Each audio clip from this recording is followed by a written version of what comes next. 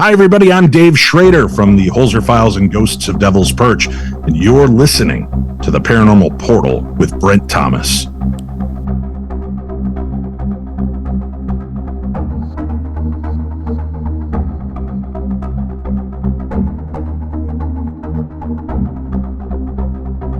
Hey, everybody, and welcome to the Paranormal Portal Podcast. I'm your host, Brent Thomas. Thank you so much for tuning in and joining us. Today is a special day here on the podcast, and I'm here to tell you, I'm really excited about our guest today. He is no stranger to this section of our world, the strange and unusual. I'm speaking of Dave Schrader. He is the host of the Paranormal 60 podcast, former host and producer of Darkness Radio, investigator on the Travel Channel, Holzer Files, Ghosts of Devil's Perch, Ghost Adventures, and more, and paranormal investigator on Discovery Plus. And he is also the author of his brand new book, Theater of the Mind. Ladies and gentlemen, check it out wherever you get books. There it is. And without further ado, let's welcome him to the show. Ladies and gentlemen, Mr. Dave Schrader. Welcome to the show, Dave. This is an absolute pleasure to have you here. Hey, thank you so much. I'm a huge fan of the Paranormal Portal with the host, Brent. Brent. Okay. It's one of my favorites. You don't know the chills that gave me, Dave. You're just a few shudders too, but chills mostly. All right. Yeah. So, Dave, obviously, you've been at this for a long time. Sure. I would just like to, if you don't mind, I gave a very brief introduction. Is there anything I missed that you want to point out to our audience?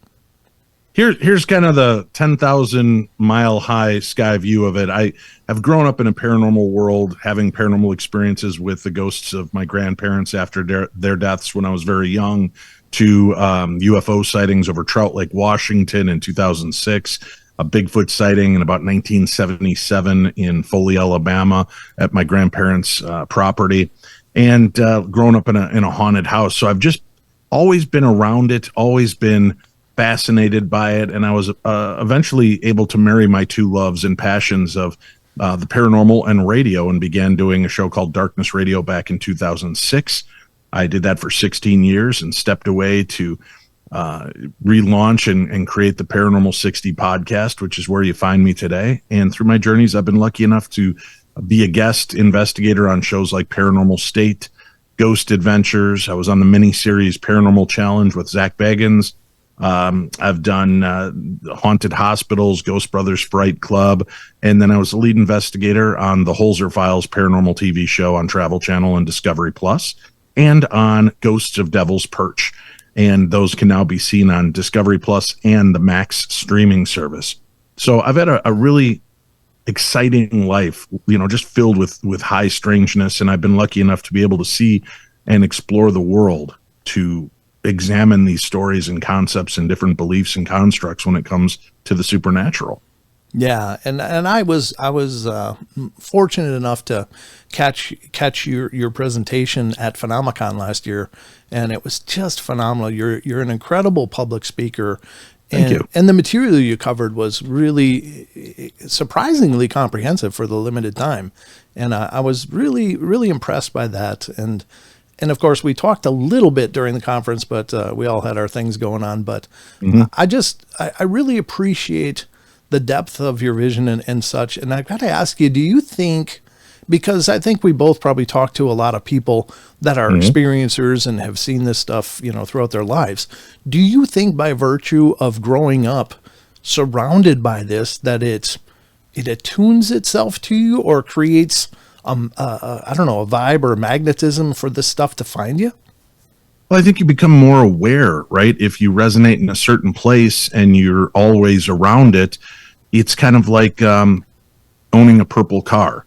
You buy a purple car because nobody else has a purple car, and then the minute you hit the road, all you recognize are purple cars everywhere. So you start, I think, when you focus in on this territory of life, you start to notice things more. And I try to remain a skeptical believer.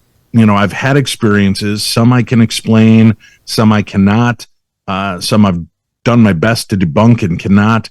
So it's about the experience itself, and I find that fascinating. Just kind of a neat element of life that I think a lot of people miss out on. Yeah, I would have to agree. I mean, not that I've got near the pedigree that you have, but I definitely think that you're right. It's amazing as human beings how deep our tunnel vision goes and how much we don't see until you start seeing it. It's like, what the hell happened? This isn't the place that I thought it was. And we come up with that many times with experiencers that, they're, my favorites are the skeptics who suddenly are no longer skeptics, because I think it's powerful and not to make this about me, but I think oftentimes this stuff is overlooked, but I think something incredible is being demonstrated in this world, and just to scoff and dismiss it, I think is a tragedy, because we're witnessing the impossible, and that to me is incredible. Well, we're not witnessing the impossible. We're witnessing the improbable. Sure. Impossible means it just doesn't happen. We know that it happens. It's just hard to wrap our heads around what it means.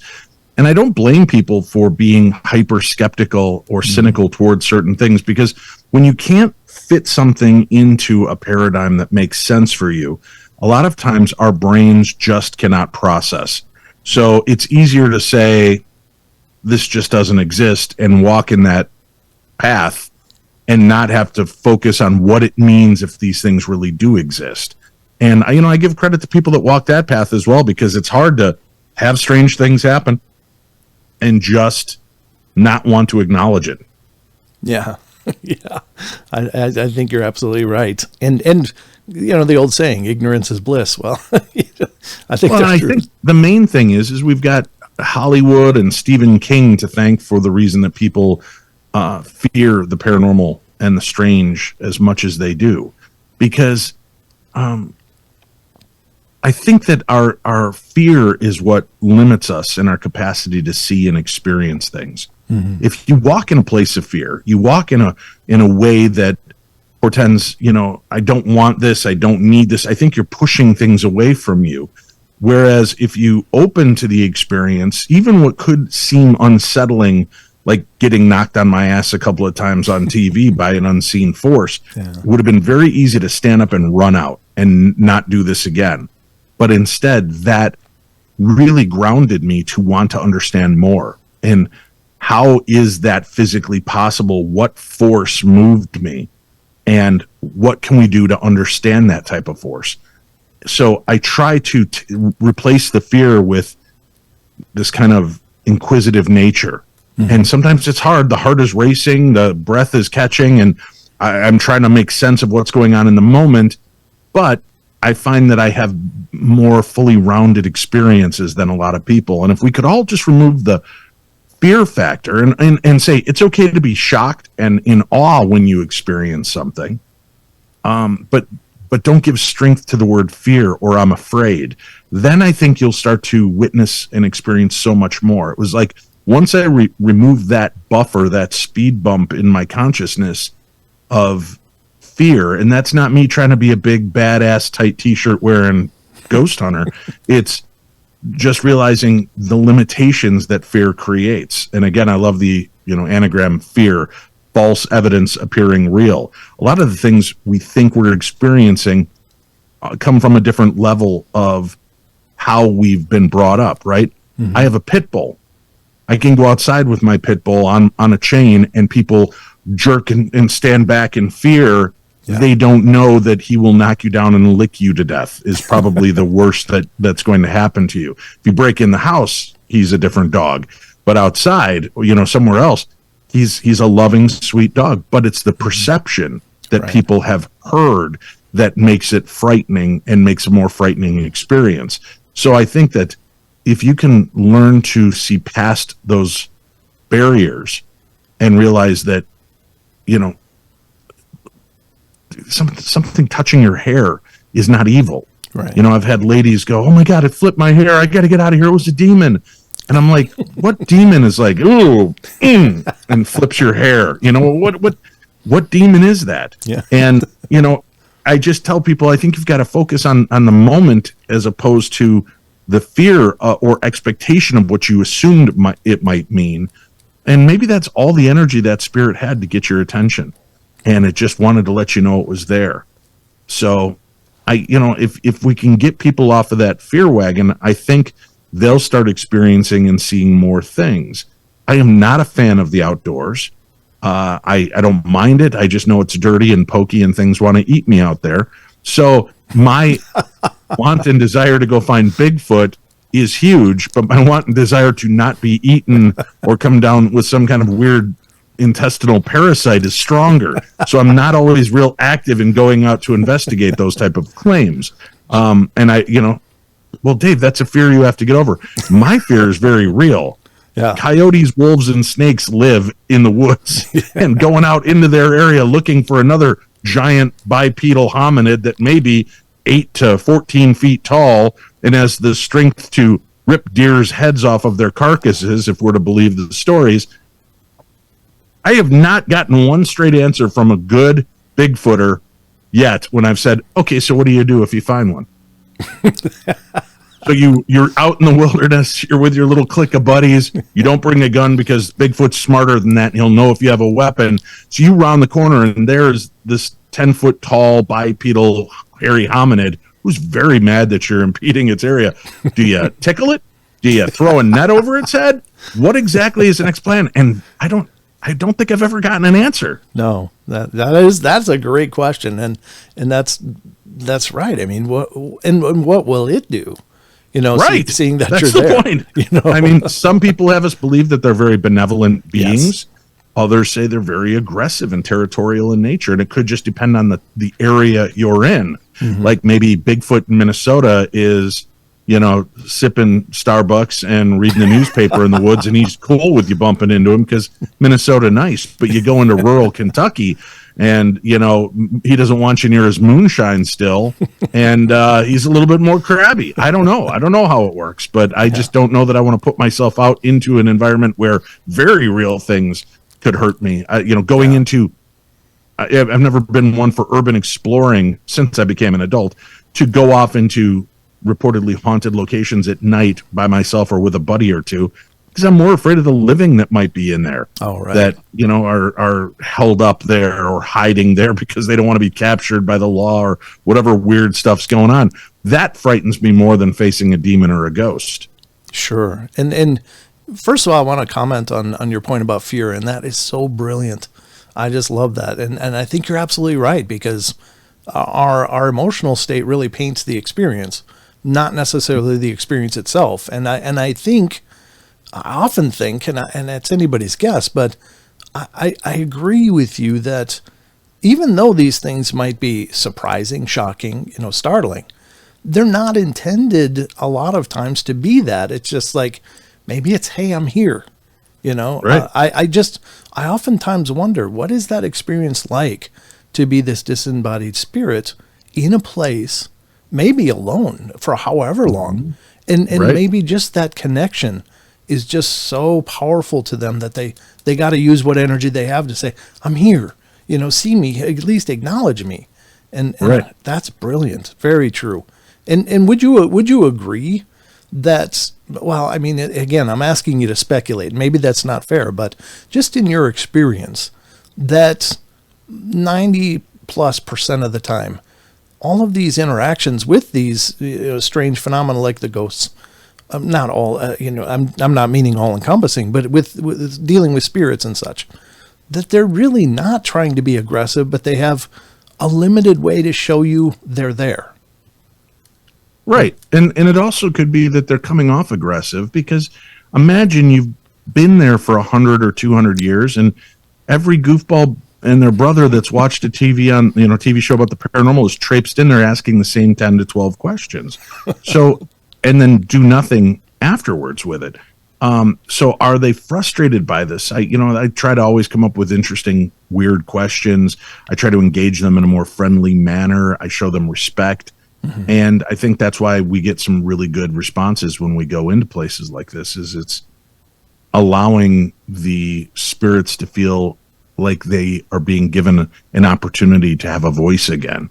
And that's why I think I have really good success in investigating, and people that take that tact have the same. Now, if a show has got a lead investigator who's yelling at the ghosts and challenging the ghosts, and the ghost pushes you and knocks you down, does that make it a demon? Or does it just make a ghost that said, oh, okay, you want me to prove you that I'm here? You want me to show you how powerful I am? I will. But if you've asked for something like that, and it presents itself that way, I still wouldn't jump to the conclusion it's evil or a demon. I've said I'm going to be a goofy ass ghost. I will be around for centuries after, because I've got a large family, 11 kids, 8 grandchildren so far, from only 3 of those 11 children. So I'll be around forever at those boy-girl parties when my great-great-granddaughter breaks out great-great-granddad Dave's Ouija board at a party, and they're all, oh, it's going to be fun. We're going to get spooked and cuddle up next to that boy or girl next to us that we like a little bit more. And when they ask that question, who's going to die? I'm going to lift that planchette and start poking that boy or girl in the forehead that's with my grandchild, right? Now, does it make me an evil demon or a smart-ass ghost? Yeah. Right? Yeah, absolutely. And that raises a great point. And I think the word demon in the paranormal field is just epidemic, and it's so overused to maybe, and I've considered this, maybe it's street cred for people. Wow, we dealt with a demon, and that sounds way more impressive than, hey, there was a restless spirit over at the Jenkins house. Would you agree with that? Well, I know that TV wants everything darker. Yeah. Okay. I've pitched 100 TV shows over the last 18 years. And a lot of times they're like, yeah, we like that, but we need it darker. Would you be an exorcist? And I'm like, this isn't a scripted TV show I'm trying to sell you. I'll be happy to assist in exorcisms and be there for that. Well, no, we'd want you to be the you'd be the one facing off. And I'm like, I'm not, I'm a spiritual man and I pray, but I'm not prepared for facing a real demon if we do come into contact with one. So a lot of the networks want that, and they'll take anybody that's willing to say, yes, I'm a demonologist. And then when you push and you find out the credentials are that they've watched, every Exorcist movie 10 times and read part of the kid's Bible, that makes them an expert. And I don't mean to sound dismissive, but I'm being dismissive. There's a lot of jackasses out there running around claiming to be demonologists that are not.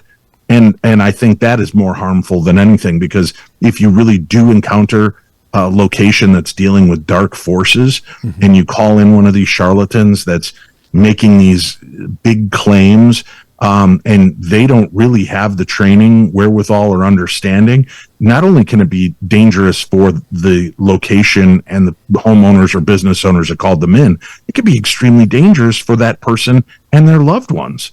I'm friends with actual demonologists and lay exorcists and religious exorcists, and most of them do not have close relationships. Some don't even have animals, because they know that the dark side will screw with them, their animals, and loved ones. So they kind of break all ties so that they're not in a position to put anybody else in harm dealing with this.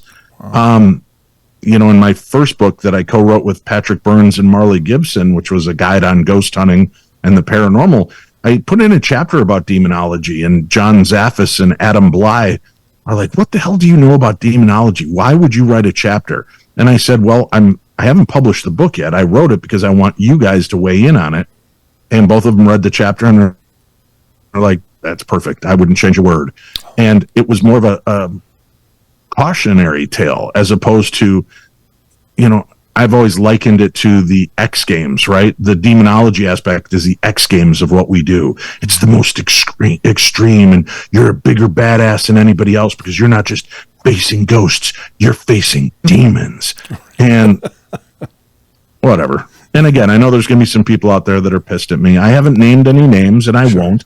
But it is what it is. You have your belief system, I have mine, and I believe that most of these people do not live up to the background that they claim that they have. And I think it's extremely dangerous all the way around. I've been tapped to pray at a lot of the locations I investigate on TV and in person, and I'll do that and lead prayer to try to help the spirits and everything. But again, first of all, if I were a demonologist, I wouldn't wear it like a badge and a shield that, oh, look at Dave Schrader, demonologist. Right. Because I think when your ego gets involved, you're looking for an ass kicking by the spiritual side. Yeah. You know, they want to show you real quick how powerful they are, or how lack of power you truly have.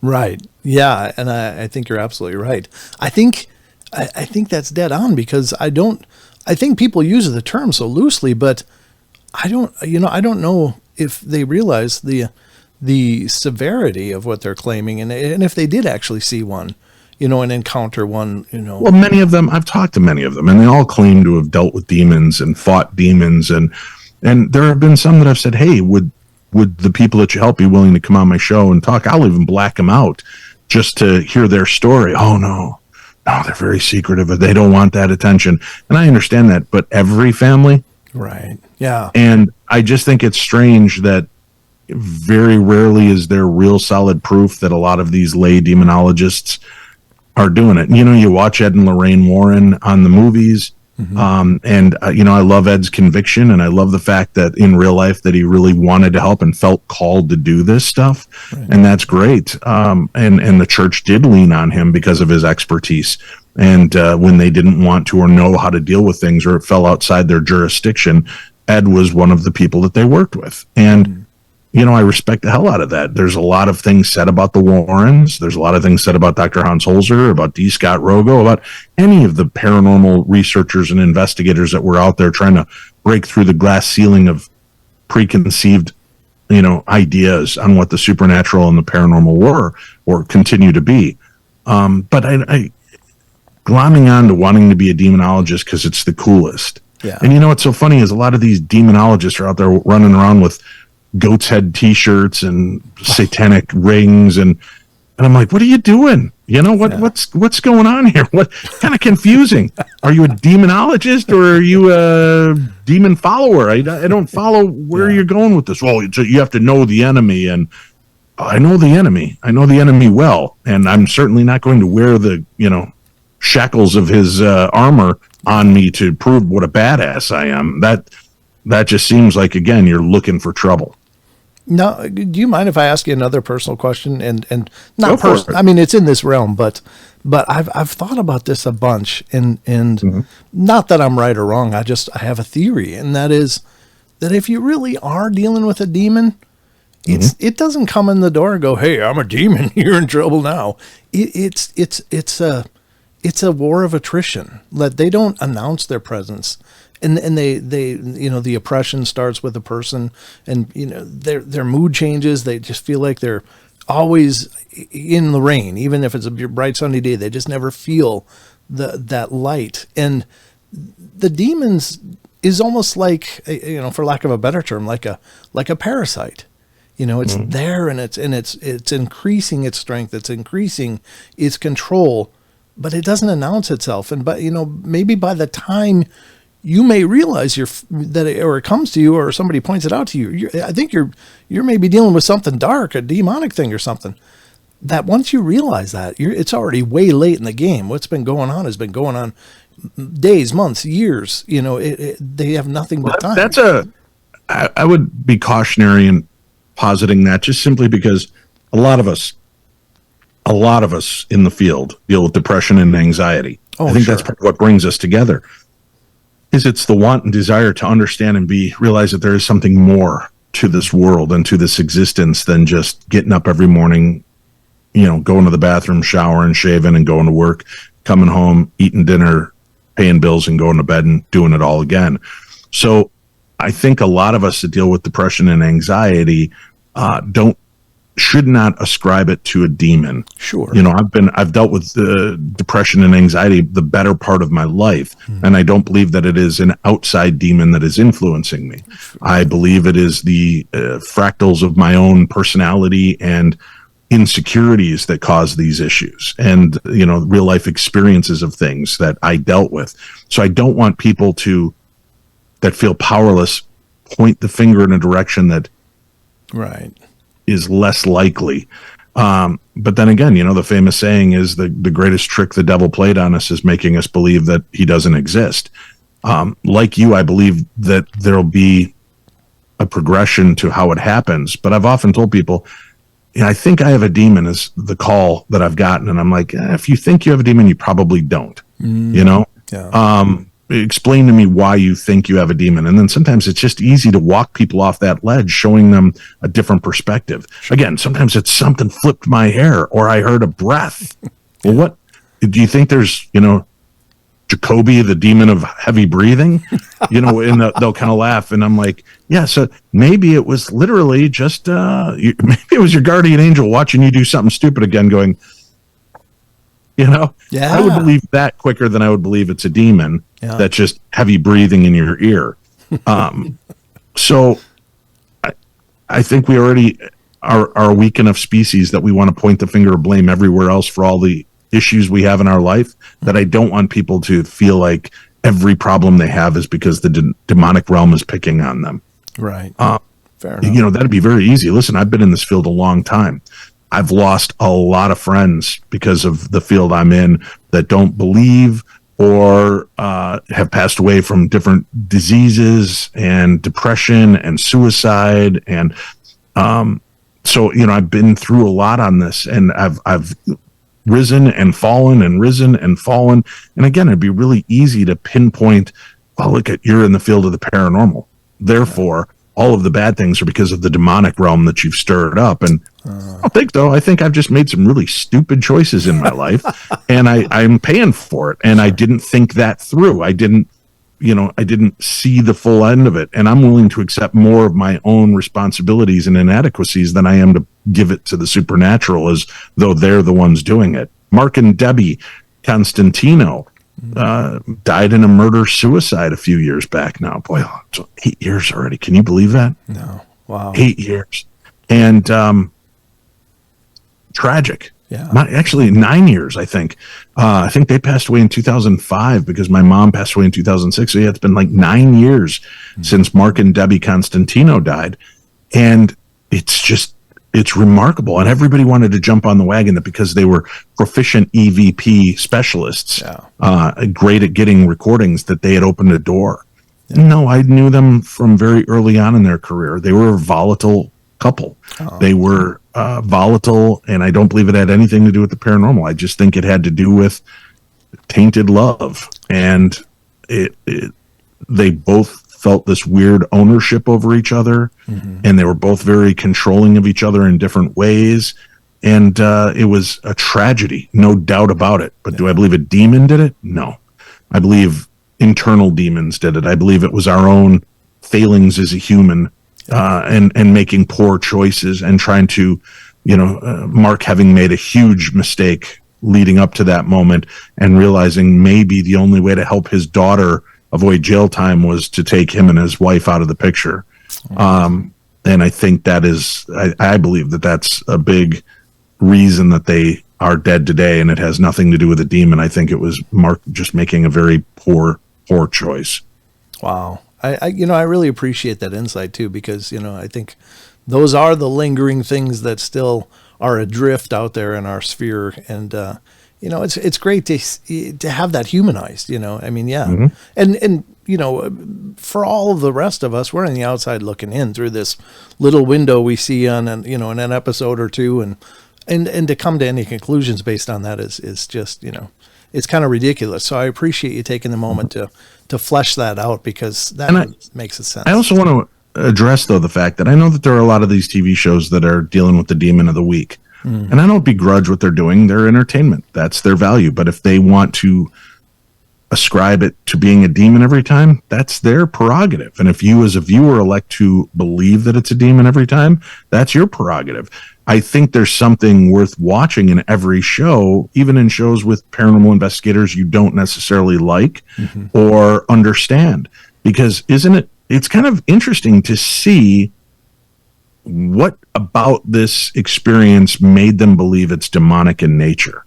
Yeah. And are we misinterpreting signs like emotion changes where, oh my God, I'm being possessed? Or are you in a clairvoyant state picking up on the anguish and anger of that spirit where you're not really possessed, but you're in an empathetic kind of whiplash mode where you're picking up on the experiences or feelings of the dead, and it is playing out that way. I think that there's more of a case of that.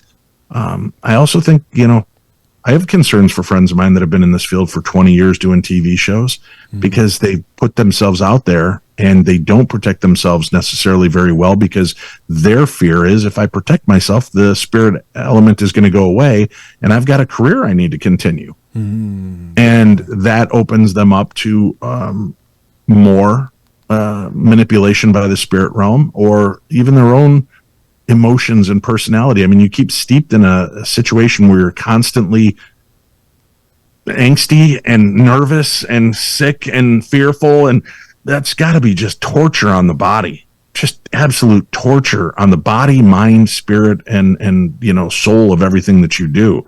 So I often wonder about the long-term effects on my friends and how this will play out.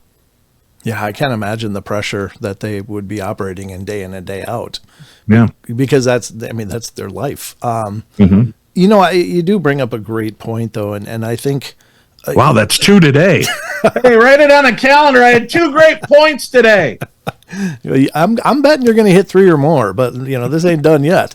So I think that if you look at the YouTube channels and a lot of those shows, I think it really mischaracterizes paranormal investigating when every house they go to, every place is, as we've been talking about, demon, and doors slamming, things moving, and it's like they have this, at least visually, this innate talent of finding these houses where things are just going off the charts every time they're filming, and I think that gives people a really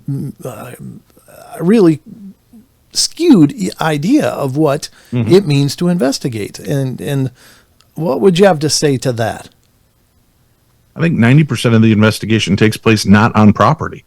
It's in talking to historians, doing the research, pulling records on the house and the property, reviewing old newspapers, articles, anything that coincides with the location that you're at. I think that's where the real investigation lies, because that gives you more of an idea of why this place is haunted. Not is it haunted? Why would it be haunted? Why would it maybe not be haunted? Are we able to go in there and separate fact from fiction, fear from reality, and help people out? Because I've had people, I literally over the phone have diagnosed a haunting over the phone by what they've told me and experienced. And I've often thought, boy, they're going to think I'm a quack because I'm not running out to their house or their aid right now. But I really feel this is the experience. And, maybe I am tapping into a mediumistic element of it when I am talking to you, and all of a sudden I'm like, can I just ask, and again, you don't have to answer, but this is between you and I. Have you been going through extraordinary stress and pressure lately? Yeah. And it's really causing rifts between my wife and I. So that's why we think the paranormal. And I said, is it paranormal or, and again, you don't have to tell me, is it financial and making you feel like maybe you're less than a man because things are not going how you want them to go? So it's easier to feel like the world is out of control because the paranormal world is out of control because you can't right the planet and fix the problems that are going on. And they're like, there might be something to that. And I'm like, yeah, first of all, you got to start with you, man. You got to heal you, give yourself some patience and grace.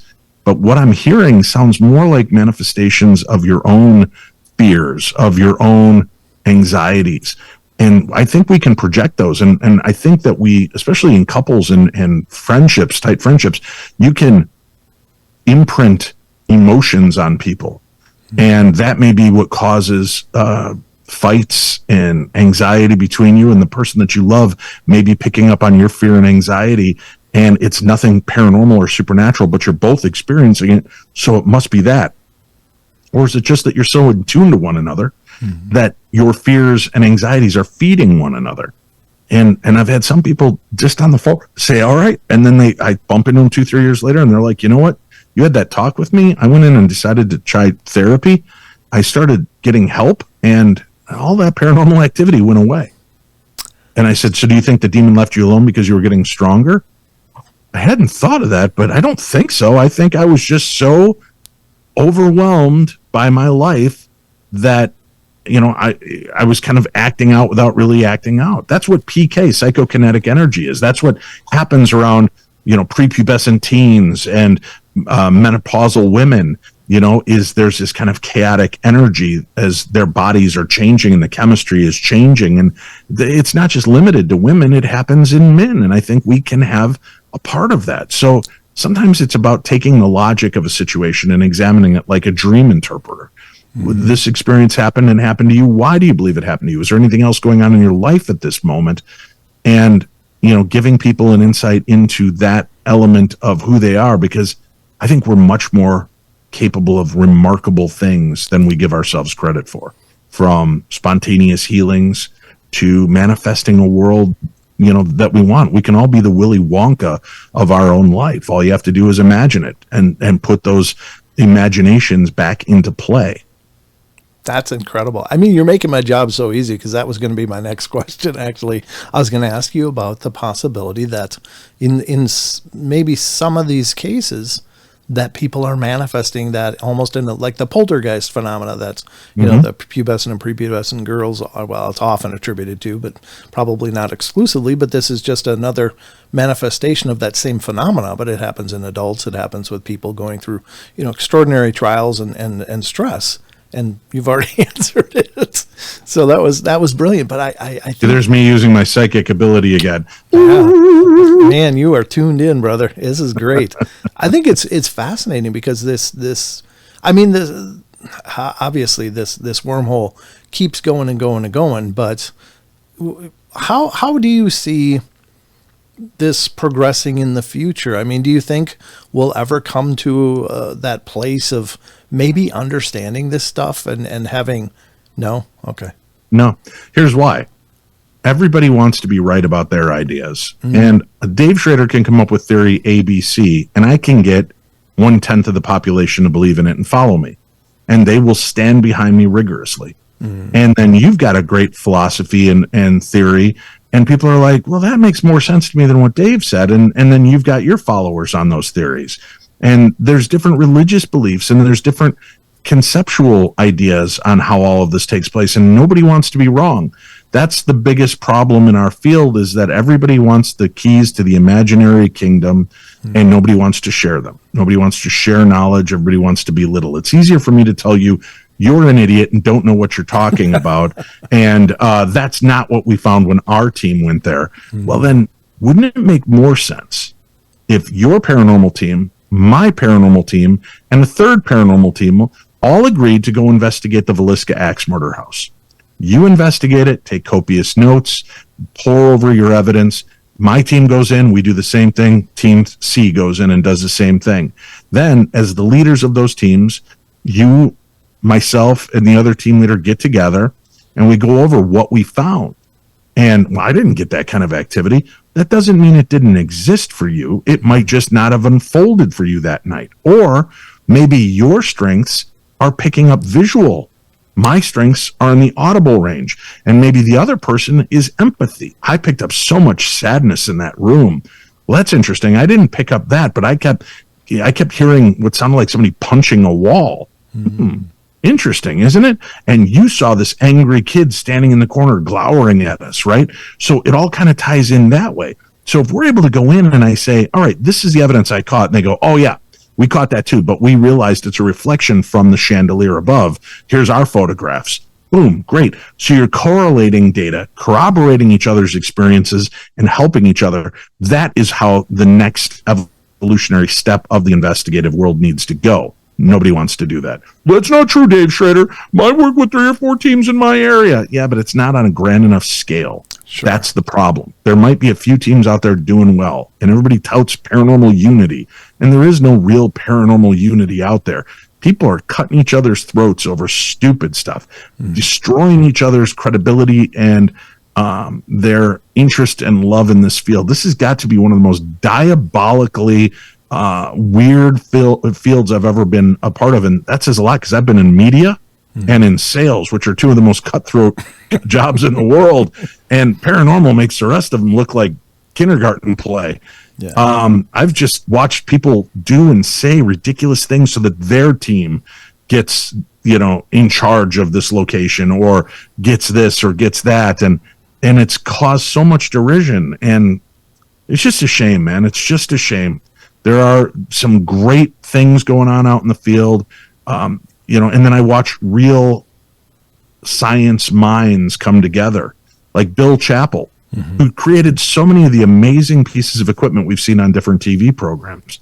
The guy is a legitimate genius. He has worked in the field of engineering for like 30 years, 40 years. Wow. And because he is so good at what he does, he has worked side gigs for different aspects of our military and government agencies because they know he knows what he's doing. So when he creates a piece of equipment saying, I don't know if we're talking to ghosts, I don't know that I believe in ghosts, but I took your theory of that this happens in this magnetic field, so I've created a detector that will pick up on things in that magnetic field, or in that audio resonance, or in that visual spectrum. And theoretically, if there is some other unseen energy here, it should impact and affect these tools. And I've had people who are shredding Bill Chappell online, and I go look him up, and this is, again, no slight. They're a janitor for their local high school.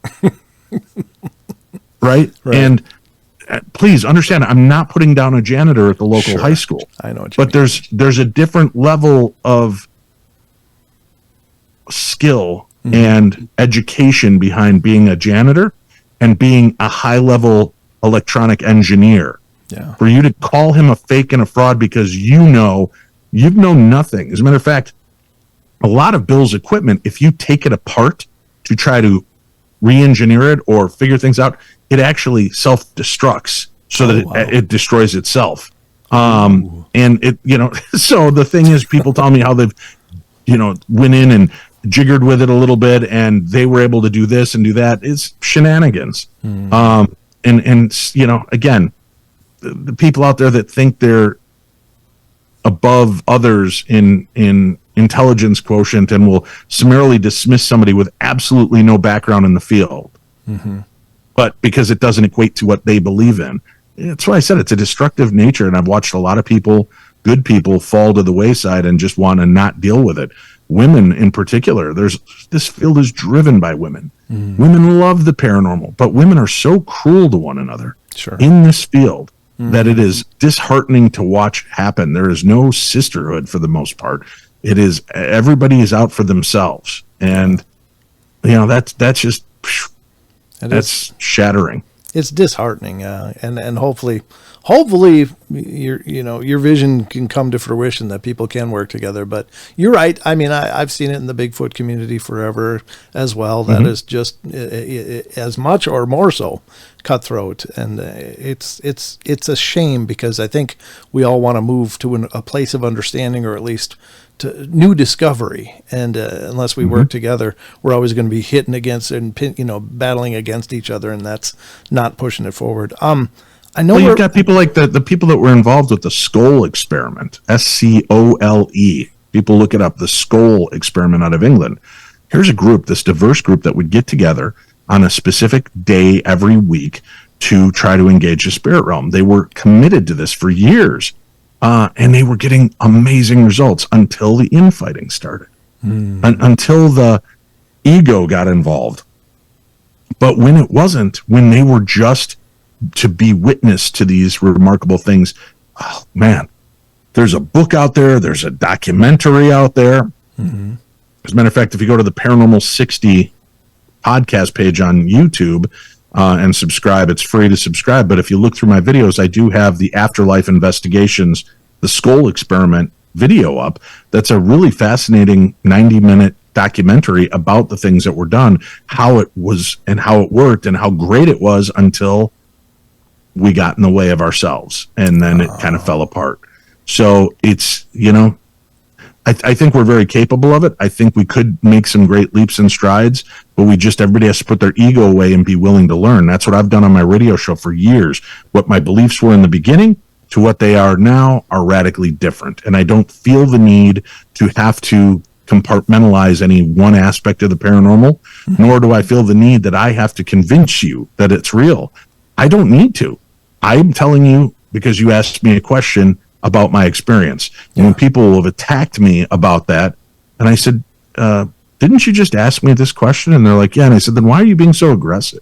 If you didn't want an answer, why are you jumping down my throat? Yeah. Well, it's complete and utter BS, and you're just making crap up. And blah, blah. Then why did you engage me? Why did you waste your precious moments talking to somebody that you don't respect, don't understand, and don't really want the truth from, because you've already got a preconceived notion? Yeah. You know what? Life is way too short, man. Like me or hate me, that's on you. If you're going to spend time watching, listening, and surrounding yourself with things you hate just so that you're right, what a sad life you lead. You know, just cut me off. Don't watch, don't listen, don't be a part of that realm. I'm not going to be sorry by it. Yeah. You know, it is what it is. We all have our own journey and path to walk, but I'm never going to be angry about it because you don't believe what I've seen or done. I used to when we started this. I'm like, no, it happened. And I'm like, I don't care if you believe it. I had the experience, and I'm happy and I'm fulfilled by having the experience. Yeah. You know, that's a great point. And it's, I know we're running short on time, but I just wanted to point this out because this is what occurred to me as well. And I can't appreciate what you say even, you know, any more than I do, because you're absolutely dead on.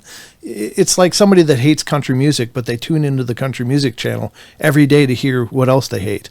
You know, it's like, how about you just go to the channel? I told all of my friends that have ended up on TV shows, and I even told Shane and Cindy this when we did the Holzer Files. I said, don't read the online chat boards. Don't read the online comments, because they can be cruel. Yeah. They can be hateful, you know, and I don't mind if you disrespect the way I investigate. But when your only complaint is that guy's so fat and old, I don't even know why he's on there. I'm better looking, younger, and I could do more. Yes. He has to keep sending Shane in because he's too fat to get into those little locations. You know what? If your only negative response about me is that I'm fat and old, and you're not even talking about the actual activity that I'm involved in, that tells me more about you than it does about me. But I've told them, we kind of want the haters. Yeah. Because the haters, I'm going to let you in a secret.